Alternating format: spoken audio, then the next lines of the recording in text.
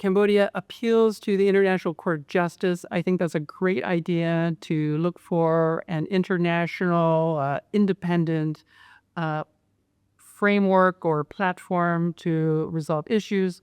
Also, ASEAN could also provide a role as a mediator. Cambodia's economic journey has been interesting from post-recovery conflict from 1979 to economic growth in 2000 across multiple sectors to being hit with the pandemic for a few years and now gradually rebuilding our economy back and all the while dealing with geopolitical tensions.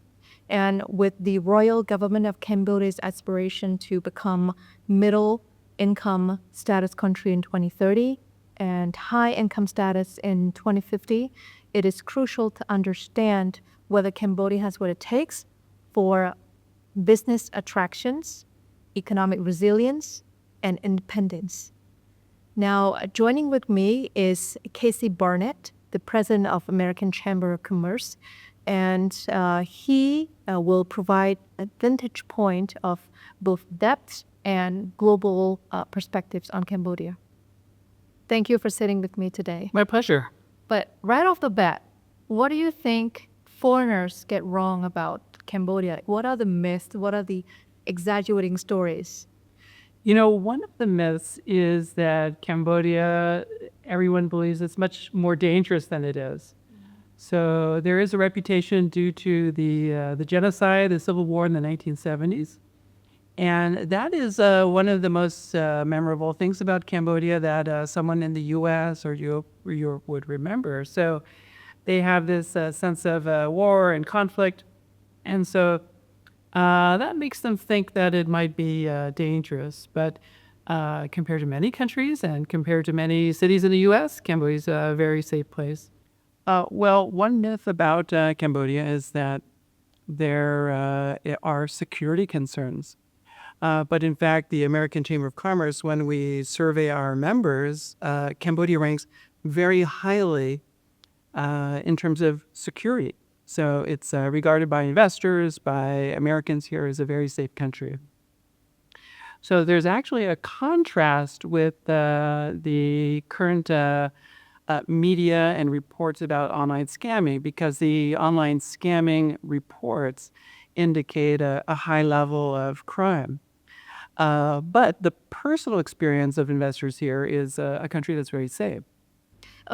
So when it comes to doing business, what do you think are the strengths that Cambodia has? One of the great things about Cambodia from the point of view of a foreign investor is that foreigners in Cambodia can own 100% of a business in Cambodia. And there's no limitation on the sector. A foreigner can own 100% of a bank, can own 100% of a factory, can own 100% of a telecommunications company. Whereas in a lot of countries, especially in Asia, such as Vietnam and Thailand, it's prohibited. So in Thailand, for example, companies must be 51% owned by a Thai national. So Cambodia is very open to foreigners. There's macroeconomic stability because in Cambodia we're using U.S. dollars, and the U.S. dollar is the currency that of international trade. So that makes it easy for budgeting, for planning, and it eliminates the risk of currency fluctuations. So a stable macroeconomy, and still there's a limited bureaucracy. So the red tape, it's starting to build up in Cambodia, but still it's less than some other countries. So it's easy to meet people. It's generally relatively easy to get approvals to start a business in Cambodia. Mm-hmm. I want to delve deeper into what Cambodia can offer. So we've talked about some of the good points or the strengths, but what are the areas that you think Cambodia should still focus on in order to improve our attractiveness for foreign investors? You know, one thing about Cambodia, we want to improve conditions here in Cambodia. And we can identify some weaknesses that we have control over. But there are actually some weaknesses of Cambodia that we have no control over. the number one reason that companies don't invest in Cambodia is because Cambodia is small. There's only a population of 17 million. So that means if you open manufacturing in Cambodia to supply the local population, that you just not going to achieve the economies of scale that you can in Vietnam, where you have 100 million people. In Thailand, you have 65 million people. So one reason, a big reason that a lot of companies don't come here is simply because it's a small country. So that's really out of our control.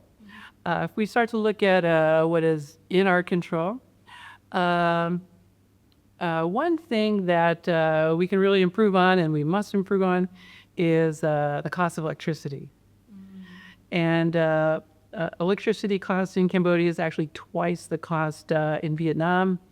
And looking on paper, when you're comparing countries, you're looking at which country is going to let me have the least cost for production. And electricity is one. Another is the cost of labor and labor productivity. And right now, the minimum wage in Vietnam and Cambodia is similar, so nearly the same. So if the cost of labor in Vietnam and Cambodia is the same, but the price of electricity in Vietnam is half of what it is in Cambodia, and the Vietnamese worker has much more productivity, and the infrastructure is better, so of course Vietnam is going to attract more investment than Cambodia.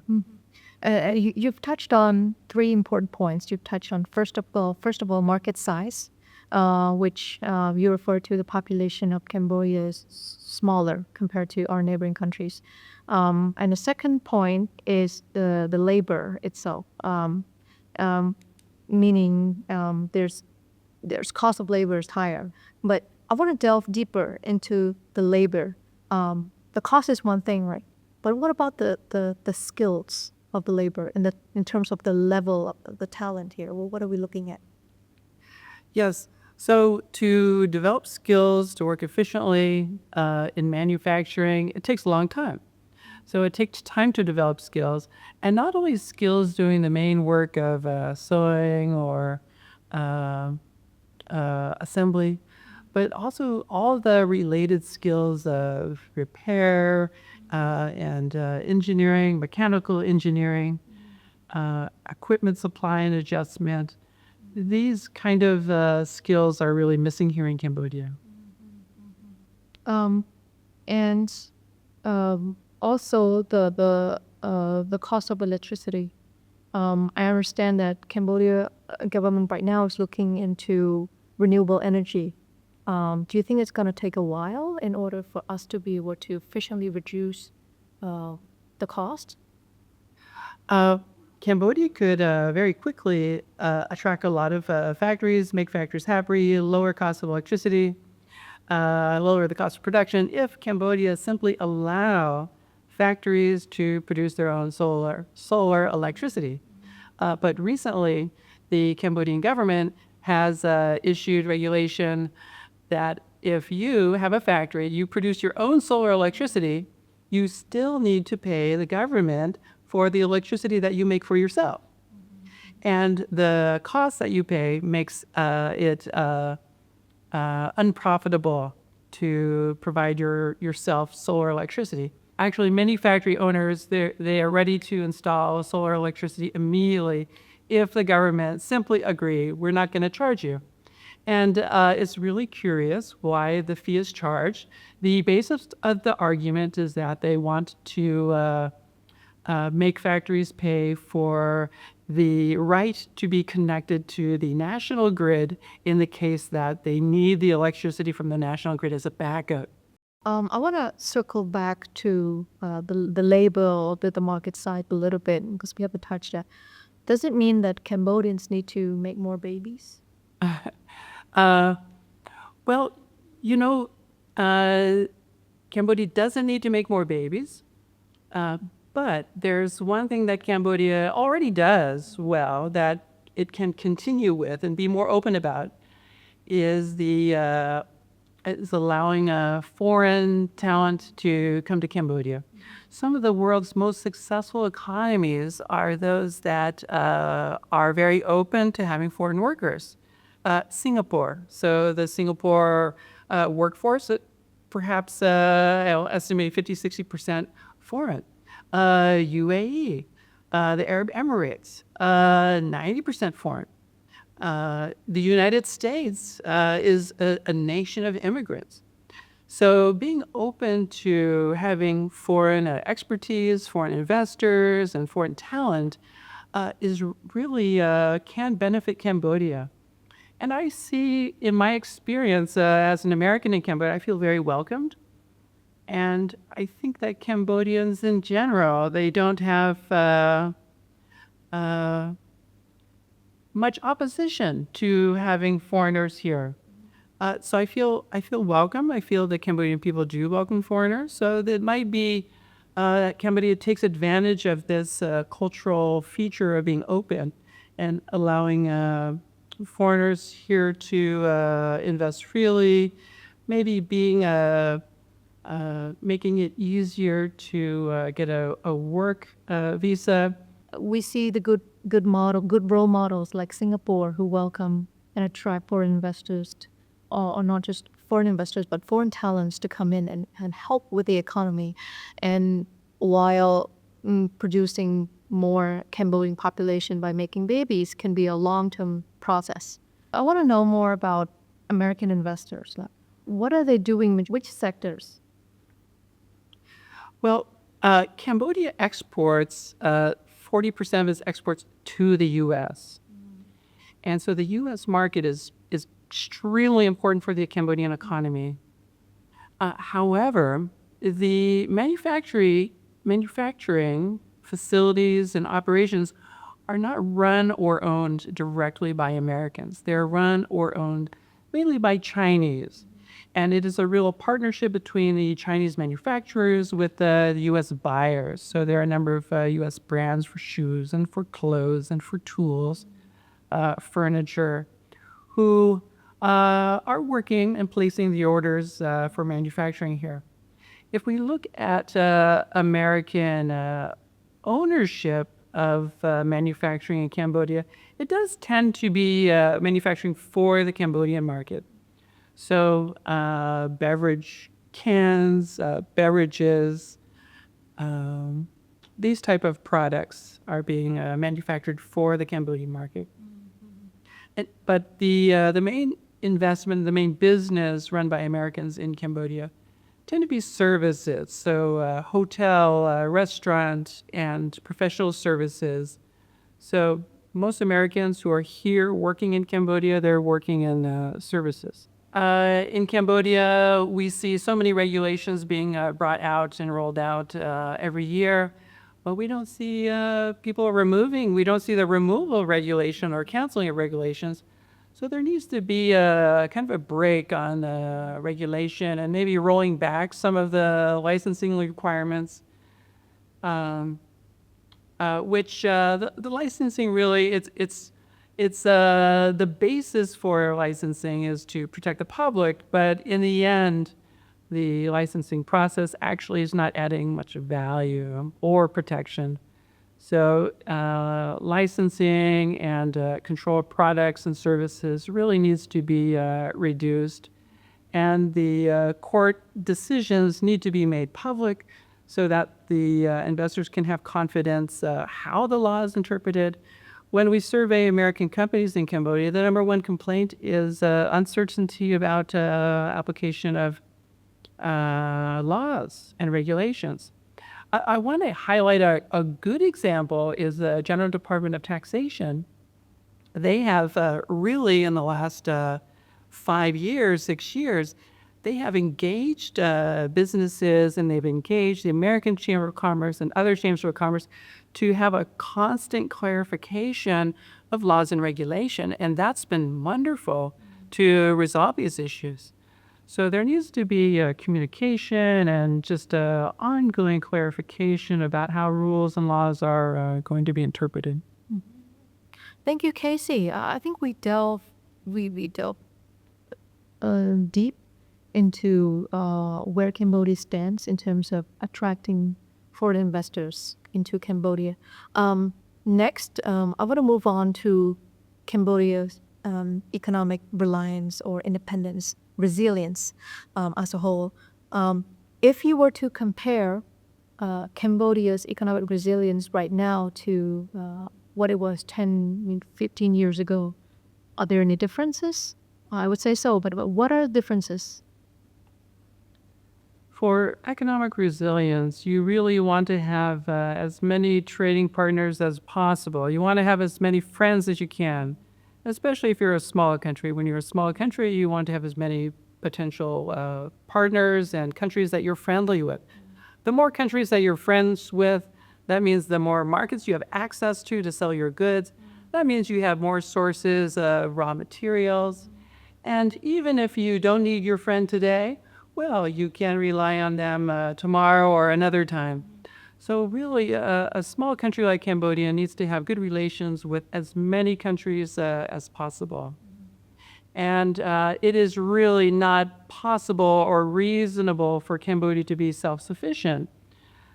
Every country has to do what it does best, and countries are going to be able to produce different types of food at lower cost. We in Cambodia, we can get the cheapest, most efficient, and most effective products through trading. We buy from others what they make cheaply and good, and we sell to them what we make in Cambodia cheaply and good. So it's important to have international trade in order to improve the livelihoods of people. And it's because Cambodia has been exporting more and trading more that today we have such a broad range of products that make our lives better and more efficient. So it's good. I think from your response, it means we have improved compared to before, and we have a variety of products and services, but there are still things that we need to do to improve. And another thing on our self-reliance on resilience on external shocks or uncertainty strikes, say if there are geopolitical tensions, if there are global financial crises elsewhere, if there are border tensions, like how do you think prepared is Cambodia? If we look at the relationship between Cambodia's economic growth with the world economy, 30 years ago, Cambodia was just on its own, and the trajectory of the Cambodian economy 30 years ago was separate and not really that connected with the world economy. But now it's really integrated. So the Cambodian economy does move together with the world economies. When the world slowed down due to COVID, Cambodia slowed down due to COVID.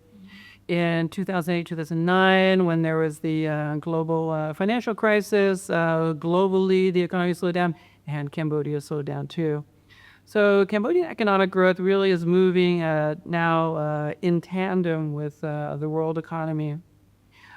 So we are now more exposed. Cambodia is now more exposed to world economic crises, if there is one. Cambodia also is going to suffer. But the reason it's happening is because we're more connected through trade, which is bringing the benefits. So Cambodia is enjoying a lot more economic benefits, improving living standards. But yes, there's a bit more risk to world economic crises. Well, one great thing is that we're using the US dollar. And one unique feature of the US dollar is that whenever there's a world economic crisis, including the recent bombing of Iran, nuclear facilities, or the war on Ukraine, or even during COVID, is when there's a world economic crisis, the US dollar strengthens. So that can be good for Cambodia, that if Cambodia was completely reliant on its own currency, it would suffer a massive inflation and fluctuations during these crises. So the US dollar is really helping Cambodia, and also it gives people who have deposits in the bank here in Cambodia bit of confidence about the banking system here. Casey, you talked about Cambodia following the macroeconomic trends, and I think from what you said, we've been responding in tandem with what's currently happening around the world. I want to touch a little bit more on a few things that are currently being discussed as very hot topics right now. The first thing is the U.S. tariff on Cambodia. Now the result is out from Trump administration. What is the implication of the U.S. tariff on Cambodia? The implication is not good. 36% is just too high. And among the factories in Cambodia, a lot of factories only export to the U.S. So for the factories that only export to the U.S., they can't survive with a 36% tariff. So they will close down. And we previously surveyed factories when the reciprocal rate was 49%. And in response to that, 30% of the factories told us that they would close down within a year. So now the rate's gone down to 36%. And now we're getting a bit closer to the rates charged by Cambodia's competitors, Indonesia, Bangladesh. So a lot of their risk has gone down. There's less risk. But we can't estimate that between 10 to 15% of the factories will close down within a 2-year period if the rate stays at 36%.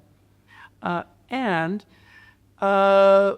maybe worse than the closing down of factories, the worst impact is going to be no new investment. So the number of factories that close down, maybe it's limited to 10 to 15% of factories. But what is really going to hurt Cambodia in the long term is the absence of new investment. The growth of factories from 2020 to now has been almost completely factories relocating from China to Cambodia due to the high tariffs imposed on China. And they came to Cambodia because Cambodia enjoyed low tariffs to access the U.S. market. This is right now, it's unacceptable that we have a 36% rate. So for Cambodia, Cambodia has to engage, has to fight, has to make a better offer to the U.S. Vietnam has shown a good example in terms of cutting a deal. Vietnam offered the U.S. Duty-free access to the Vietnamese market. So I really hope that Cambodia can offer the same. So the U.S. would like to have duty-free access to the Cambodian market, and the elimination of special tax in Cambodia wouldn't be set, which is an excise tax on imported products. And if the U.S. has duty-free access to Cambodia, that's a good first step to improving the rate that Cambodia would pay. And I believe Thailand actually is not able to get its act together to give a good offer to the U.S. I think they're going to fail. And I think Thailand is going to fail now for the same reasons it failed to fully renew the GSP low tariff scheme for the U.S. Taiwan also failed to renew GSP before GSP expired. And one of the stumbling blocks was Thailand's refusal to accept American agricultural goods. So really, what could happen if Cambodia is aggressive and gets the rate from 36 down to 20%, for example, and Thailand stays at 36 or 30%? All that manufacturing, car manufacturing, tire manufacturing, and other types of manufacturing assembly in Thailand, Cambodia can absorb a lot of it. So I think if Cambodia plays its cards well, can reduce the rate significantly lower than Thailand, there's a lot of that industry from Thailand can start to move over here to Cambodia. And those Chinese factories, American factories, Japanese factories in Thailand, they can just move next door to Cambodia. We'll welcome them. And hopefully we'll have a new era of manufacturing. Casey, you talked about Thailand not being able to get their act together to respond to the U.S. Do you think with the current political instability, is it going to be the same situation? I think it's very likely. I believe that Thailand is not in a position politically right now, especially to be able to agree on an offer to give to the U.S. And we see that from April 2nd, when the reciprocal tariff of 36% was offered to Thailand, Thailand didn't give a significant offer until the day before the recent deadline of giving a best offer, and that offer was not accepted. So it's very likely that Thailand will not be able to consolidate or come to a consensus on what to do. And we see previously the stumbling block in negotiating with the U.S. In regards to GSP. The stumbling block was agriculture. So in Thailand, there are very powerful, influential agricultural companies such as Charun Pakpon CP, and others that are really huge, politically influential, economically influential. And they don't want American beef. They don't want American chicken. They don't want American pork being sold in Thailand. And they will block, at least they will block U.S. agricultural products. And there will be other issues as well. So the fragmented political landscape in Thailand is going to make it hard for them to give a respectable offer to the U.S. So that Thailand might not be able to lower the rate that much. Whereas in Cambodia, we have the prime minister and the business community working very closely together. And there is a single political party. And so decision-making in Cambodia is much easier. So it'll be much easier for Cambodia, if it wants to make a good, attractive offer to the U.S. So there's a really good chance or opportunity for Cambodia to have a lower rate than Thailand, and then attract a lot of that manufacturing in Thailand to come here to Cambodia. Yeah, because Cambodia has set up an independent committee which consists of the senior minister and also the minister of commerce and a few others to really tackle this in a very timely manner. So I also do personally feel hopeful that we're able to be able to negotiate the rate down so that we, not just Cambodia, but the U.S., both can benefit from the mutual relationship. And all Cambodia can do is just go and negotiate, offer more, expect the tariff to get lower.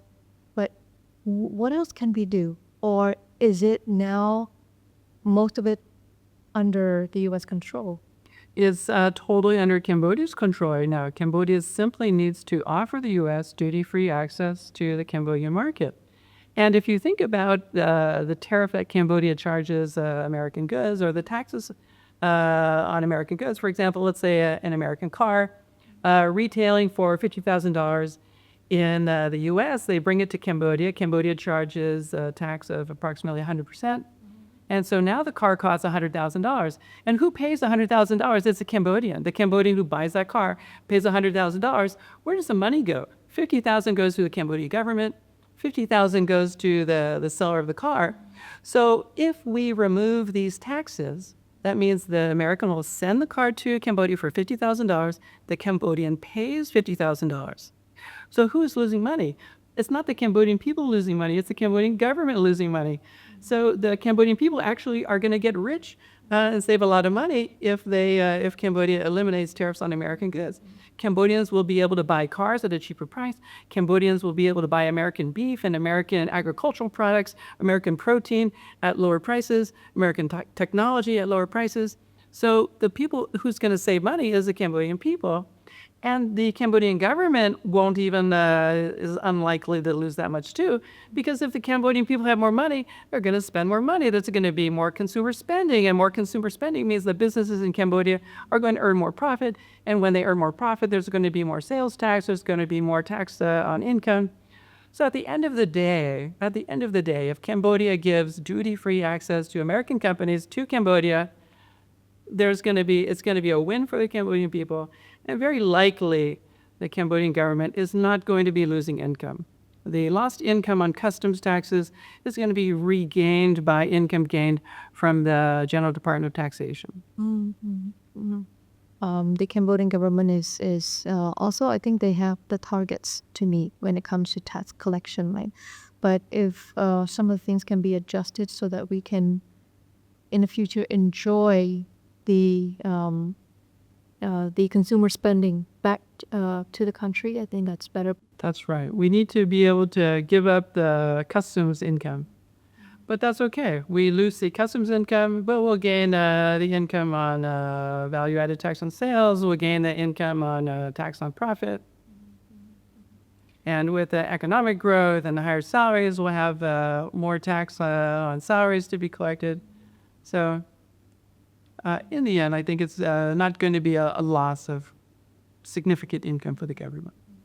But it is harder. So something comes to the port, you collect money on what arrives. That's really easy. It is a bit harder to run around every business and collect VAT and tax on profit from numerous businesses.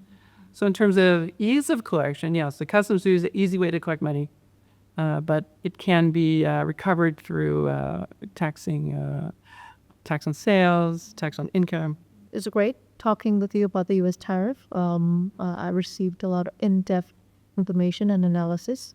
And I also want to talk to you about the current situation with the border. But Cambodia and Thailand has been really confronting with each other in terms of the border tension. And as you know, it started with the death of our Cambodian soldier. If this ongoing tension persists, who do you think will stand to lose more economically, Cambodia or Thailand? Cambodia is a small country, and that small size limits the opportunities for manufacturing for a domestic population.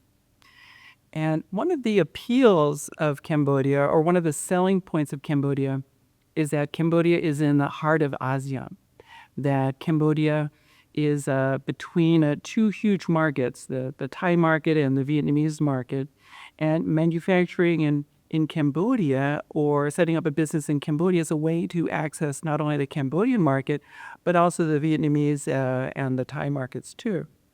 So when we eliminate trade with one of the neighbors, it causes a lot of damage to that potential for investors. So it makes Cambodia that much less attractive, that now Cambodia is not seen as integrated with its neighbors. That means if somebody manufactures in Cambodia, then they might not be able to access the Thai market.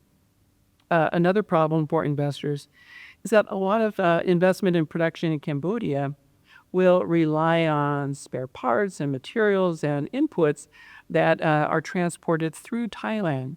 So there's a supply chain disruption for manufacturers here in Cambodia.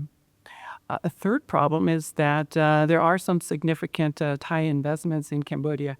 The number one selling cement that is constructing all of the real estate construction, or most of it in Cambodia, is K-Cement, and K-Cement is 92% owned by Siam Cement Group, which even has a shareholding by the Crown, the King of Thailand.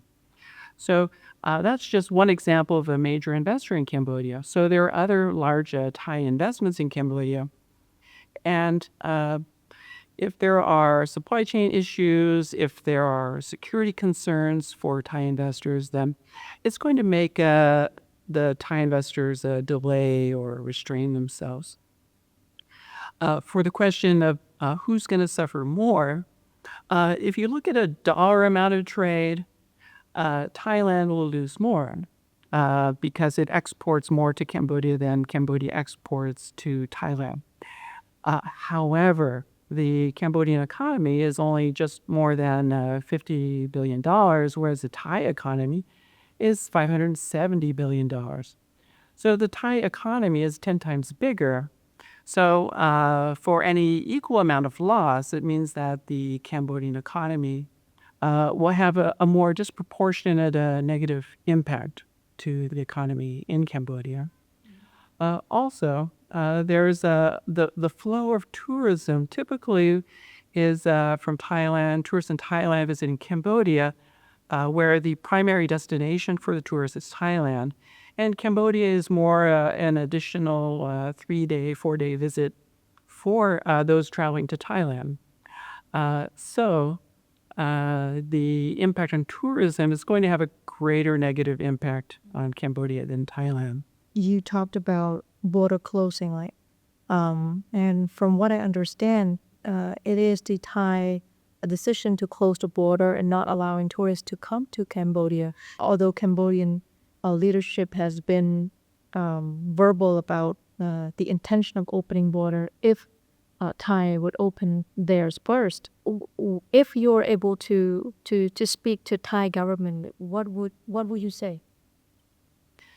In game theory, when there are two parties that are not able to reach a comprehensive consensus, there's one strategy that's shown to be very effective internationally, and it's called tit for tat.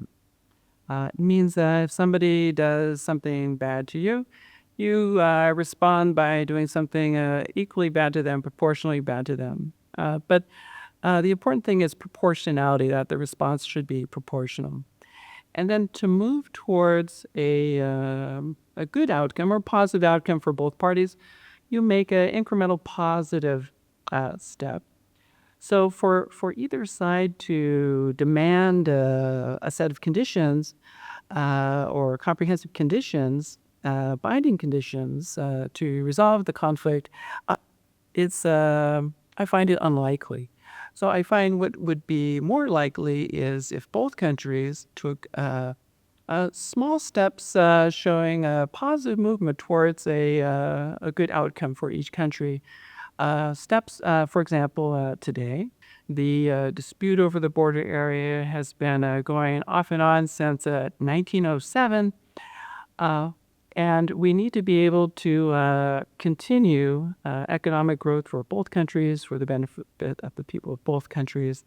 So I think that a tit-for-tat strategy of small incremental positive steps might be more reasonable. Do you think there's any help that ASEAN can play in this? It's very interesting that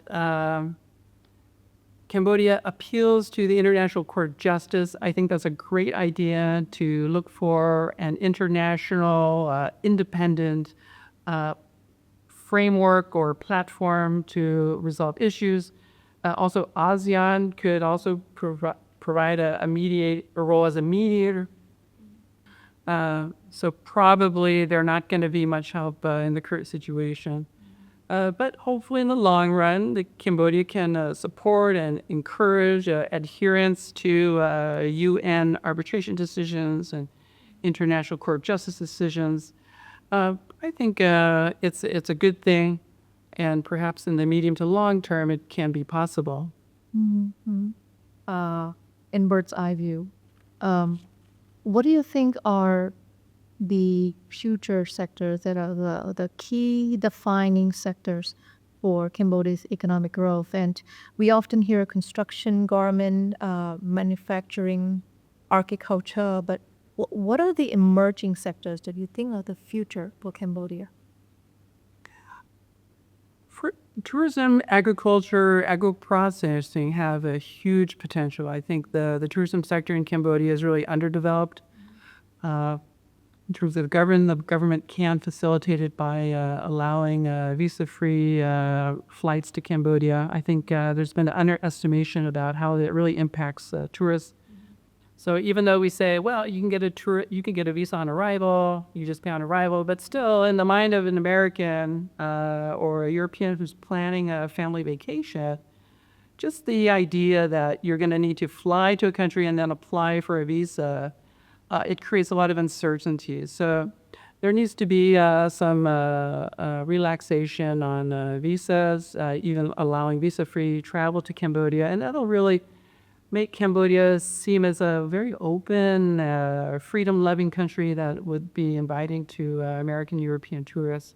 We're only 5 years away from our aspiration to become middle-income country in 2030, and 25 years away from being a high income status country. This first question is, can we make it? The second question is, what does this status mean for us? And the third is, what can we do? Like, what sector should we focus on in order to reach that status? There are two classifications for countries. First are the classifications from the World Bank. And the World Bank classifies countries as low income, lower middle income, upper middle income, and high income. In terms of the World Bank classification for lower middle income, Cambodia already has achieved lower middle income country classification from the World Bank in 2015, which is defined as per capita GDP of $1,100 per person, which Cambodia already achieved. For upper middle income status, according to the World Bank classification, Cambodia will need to achieve a $4,500 per capita GDP. Right now, in 2024, Cambodia was at $2,700 per capita GDP, $2,700 per capita GDP. To move from $2,700 per capita GDP to $4,500 per capita GDP by the end of 2029, 2030, with a 1.2% population growth, that means Cambodia would need to have an annual average GDP growth of 12.6%, which is not possible. So Cambodia will not achieve, highly unlikely to achieve, upper middle income classification by the end of 2029. But Cambodia has achieved a lower middle income classification, but it was already achieved since 2015. The second classification is that of the United Nations. The United Nations defines countries as least developed, developing, and developed. Cambodia is also expected by the end of 2029 to move from least developed to developing. And the criteria include income levels, as well as socioeconomic conditions such as education and healthcare. In terms of income levels, Cambodia has already achieved the developing country income levels required by the United Nations. So for achieving developing country status according to the United Nations, I'm confident that Cambodia will achieve that by the end of 2029 because it doesn't rely on growth of income. It only requires improvement in certain socioeconomic conditions such as education and healthcare. And I believe that's possible. The United Nations classification actually has a more important impact because it will influence European Union treatment, EBA access to Cambodia's access to the European market, duty-free under the Everything But Arms, EBA, actually will discontinue once Cambodia reaches developing country status. It will be gradually phased out. So in terms of economics, it's not good for Cambodia because Cambodia will lose its duty-free access to the European market. Which means that there'll be less incentive for manufacturers to come to Cambodia. So it's good that Cambodia increases income, but it's bad that Cambodia is going to be losing. So we will celebrate in 2029, we'll celebrate that we've achieved developing country, but at the same time, we'll be a little bit disappointed that we will be losing the EBA access. But that does not mean that Cambodia should still want to have that access, the EBA access. What it should mean is that we need to progress and become more and more developed. That's right. Mm-hmm. In 2015, the Cambodian government has an ambitious but great target to achieve high income country, according to the World Bank classification. High income classification requires a per capita GDP of $14,000.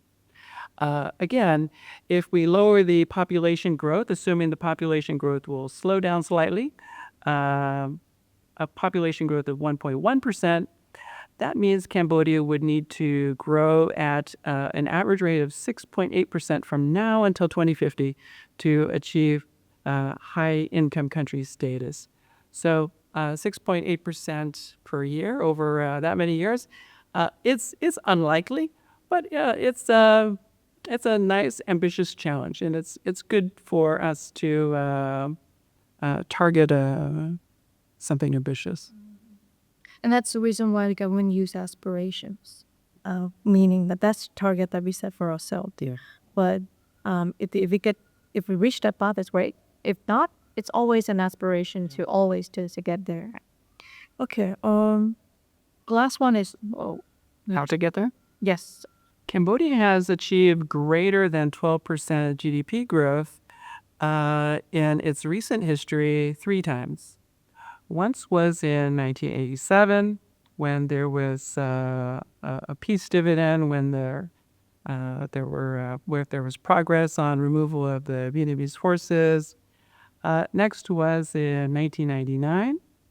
And the 1999 growth over 12%, much of it was, again, due to peace. In 1998, the Khmer Rouge finally defected. And also from 1997, 98, 99, there was a massive investment in garment manufacturing because the United States gave Cambodia most favored nation status and awarded quotas for Cambodian garments at a low tariff. And then the third time was in 2005. Cambodia again had GDP growth greater than 12%. Aside from those years, the rate of growth has been around 6 to 7%. And in 2025, the World Bank currently is forecasting only 4%. The IMF for 2025 is currently forecasting more than 5%. So with a 4% growth, 5.5% growth, unfortunately, Cambodia is going to stay behind other countries. And so we need to catch up. We need to make some dramatic changes. We need to target certain industries where it's going to bring greater growth than others. And in terms of tourism, again, one area of tourism is the high-end tourism, where Cambodia has potential to be like the new Bali, where there's high-end resorts and spas.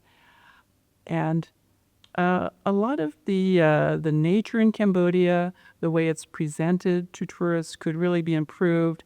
If you visit Phnom Kulan, or if you hike to Phnom Orao, or you go to even some places in Kiriram, you'll see that there's a lot of trash, there's a lot of garbage. There's not much care for natural landscaping in the environment. And the paths are quite undeveloped. So I think there can be some investment with more high-end tourists in consideration in the landscaping, the nature, the care for the environment, and also some infrastructure. For another area where there can be high growth is digital services. And the great thing about digital services is currently, there are little to no tariffs or taxes on digital services. So Cambodia has potential to outsource digital services to other countries, and the Cambodian government can give massive incentives to such investment in digital services in Cambodia without suffering repercussions that manufacturing and trading goods has. For example, when Cambodia was exporting, Chinese manufacturers in Cambodia were exporting solar panels to the United States imposed some penalties. And one of the penalties that the United States imposed on Cambodia was Cambodia giving the solar panel assemblers in Cambodia tax holidays, and also some subsidized or support for energy cost. And so there are penalties when you subsidize trading goods, but there are no penalties when you subsidize digital services. So digital services could be an area where the government gives tax incentives and support and infrastructure support. And then a third area is higher-end manufacturing. For higher-end manufacturing, manufacturing and assembly of electrical components. That one is harder to do, and it takes a lot of knowledge and the processes and capital investment. So in terms of maybe the areas that are less capital intensive that can lead to greater growth, digital services and tourism. And for capturing the benefits in digital services and tourism, there needs to be massive deregulation. There needs to be removal of licenses. There needs to be elimination of licensing of computer equipment. Currently, if you want to import computer equipment, you have to go through a series of onerous licensing procedures. Also, there needs to be a massive reduction and competition in internet service providers and also distribution of the internets. So allowing optic fiber to be laid and provided by a wider range of companies. You talked very much about digital services. Can you provide, say, some examples of role models or good examples that are readily available in Cambodia that we can export? I think for currently the one industry or one digital services that there's already a certain body of skill in Cambodia is fintech. So currently banks and financial services and their digital teams, they are developing significant skills for payment, digital payment services, and various types of fintech applications. And these services could be exported to other countries and provided to other countries, and there could be support for these other countries.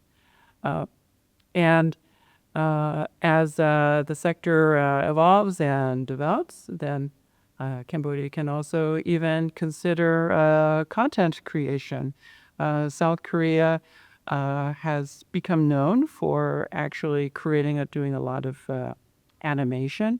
And Cambodia has a lot of creative young people. I think this artistic and creative side of Cambodians could help spark and support content creation, digital content creation in Cambodia. I want to hear more about real estate and construction as of right now. What would be your final comment to the government of Cambodia? What do you think we should be prioritizing right now in order to push forwards our agenda on improving foreign direct investment, our agenda on pushing for a strong stand in geopolitics? Right now, the tariff from the U.S. of 36% has such a huge negative impact to the Cambodian economy. It is the only issue that needs to be focused on right now. There must be a strong response. There must be a very generous offer given to the U.S. If it's not resolved, it's going to cause lower growth, not only in the near term, but over the long term. So that is the most serious challenge facing the Cambodian economy right now. So I hope that the Cambodian leadership does provide a generous offer. And as I was mentioning before, the loss of customs revenue will be replaced by increased consumer spending. And then secondly, there's over the years, for the Cambodian government, I'd like to say that they have done an amazing job. They have achieved something that few countries in the world have achieved. From the year 1999 to 2020, there was more than 7% GDP growth per year. So for 20 years, Cambodia's GDP economy was growing faster than any countries in the world. This is an amazing historic achievement. When I came to Cambodia in 1999, everybody did what they want, including businesses.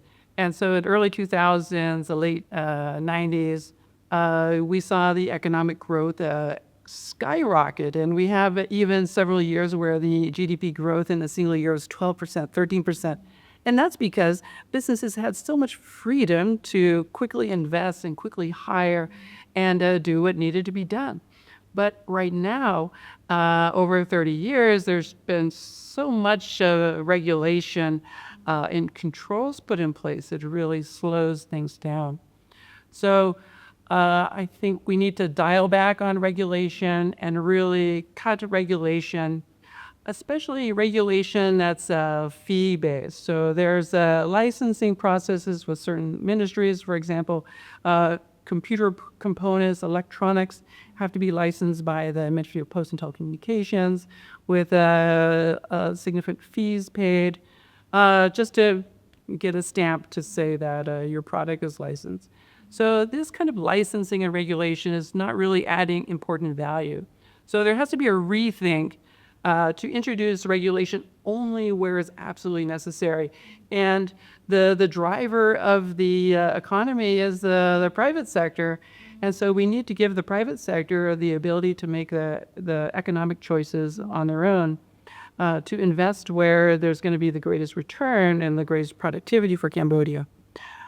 Let the market work its way. That's right. With their business, with their resources. Thank you very much, Casey, for spending time and talking with me on these important topics. It's my pleasure. Thank you.